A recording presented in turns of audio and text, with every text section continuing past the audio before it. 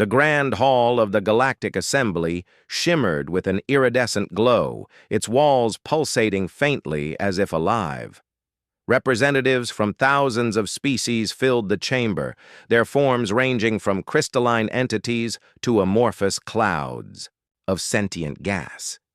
Each carried a weapon, some ceremonial, others practical, but all were symbols of power and autonomy. Among them stood Commander Elias Voss, the sole human representative, his hands conspicuously empty.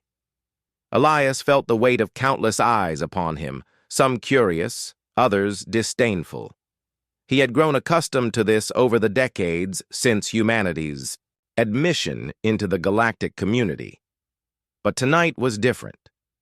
Tonight, the Assembly convened not for diplomacy or trade, but to address a crisis that threatened every corner of the galaxy: the emergence of the Vorthax, a hive-minded race bent on consuming entire star systems.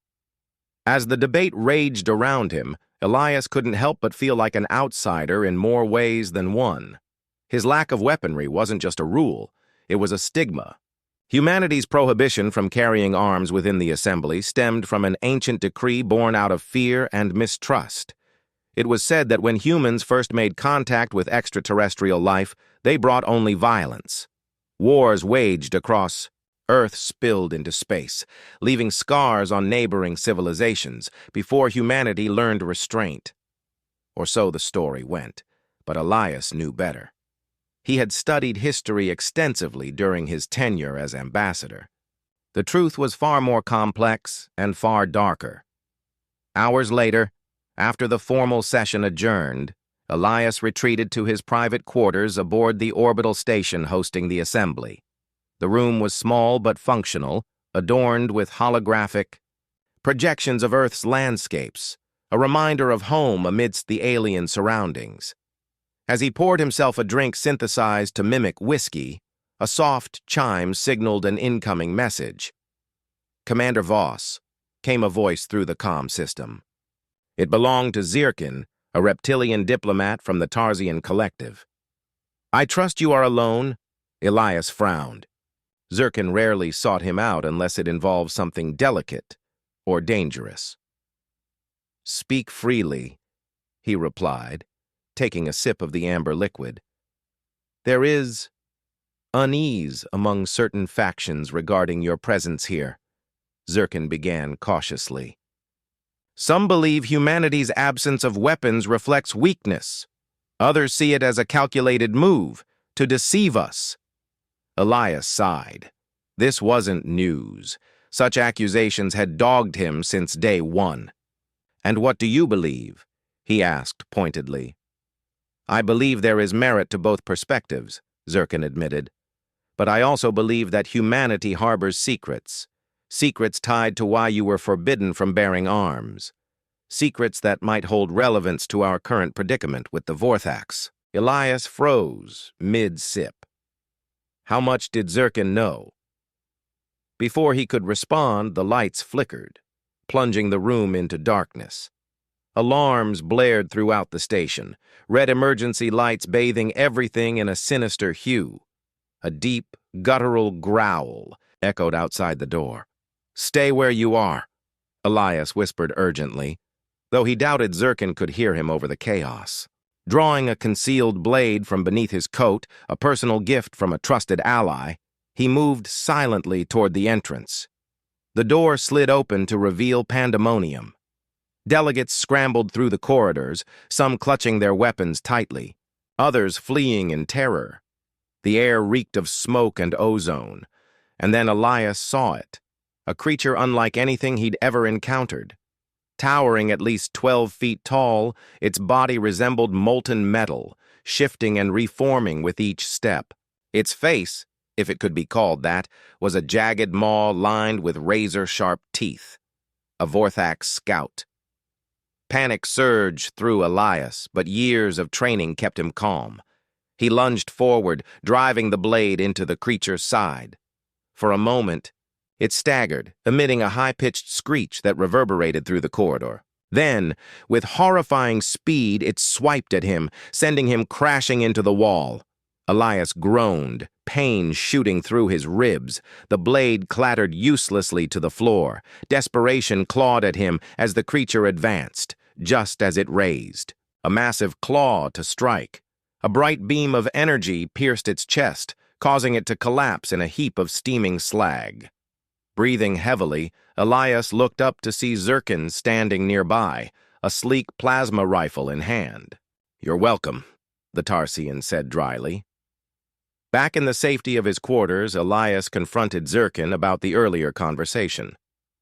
"What did you mean by secrets?" he demanded, nursing his injuries. Zirkin hesitated, then activated a secure holoscreen. An image appeared. A humanoid figure clad in armor, unlike any Elias had seen before. The design was sleek, yet menacing, bristling with advanced weaponry.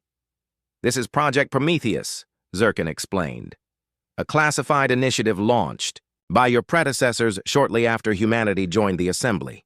Official records claim it was abandoned due to ethical concerns. Unofficially, well, let's just say rumors persist." Elias stared at the image, his mind racing. He had heard whispers of Project Prometheus during his time in military intelligence, but nothing concrete. If such technology existed, it would explain why humanity was barred from carrying weapons. They didn't need them. They had something far superior. "Why tell me this now?" Elias asked. "Because the Vorthax are unlike anything we've faced," Zirkin replied grimly. "If humanity has access to tools capable of turning the tide, we cannot afford to ignore them, not even if it means breaking old rules." Days passed as the Assembly debated strategies against the Vorthax. Despite growing tensions, no consensus emerged. Meanwhile, reports poured in of entire colonies vanishing without a trace. Time was running out. That night, Elias made a decision. Using encrypted channels, he reached out to an old contact deep within Earth's military archives. Hours later, he received confirmation. Project Prometheus still existed, hidden away in a classified facility orbiting Jupiter. Retrieving it would require breaching intergalactic law and risking humanity's standing among the stars. Yet Elias saw no other choice. If humanity wanted to survive, they needed to fight fire with fire. The journey to Jupiter was fraught with peril. Escort ships shadowed Elias's vessel, likely sent by factions suspicious of his intentions. Ignoring them, he docked at the clandestine station housing Project Prometheus. Inside, rows of dormant exosuits awaited activation. Each was equipped with quantum disruptors, nanite repair systems, and AI-driven combat protocols, as Elias donned the suit. He felt a surge of power unlike anything he'd experienced before. The HUD lit up, displaying real-time data streams and tactical overlays. For the first time, he understood why humanity had been forced to hide these creations. They weren't just weapons, they were instruments of godlike destruction. Returning to the assembly, Elias strode into the main hall wearing the Prometheus armor. Gasps rippled through the crowd as delegates turned to gawk at the spectacle. Even the most stoic ambassadors seemed unnerved. "You dare defy the laws of this council?" thundered Chancellor Kalis, a towering insectoid leader. "This is grounds for expulsion!" Elias removed his helmet, revealing a determined expression. "With respect, Chancellor, humanity defied those laws the moment we agreed to sit idly while billions died. We are not here to conquer or dominate. We are here to protect. All of us." Silence fell over the chamber. Then, unexpectedly, applause broke out. Not from everyone, but enough to signal a shift in sentiment. Perhaps the galaxy finally understood that humanity's greatest strength lay not in its weapons, but in its willingness to wield them for the greater good.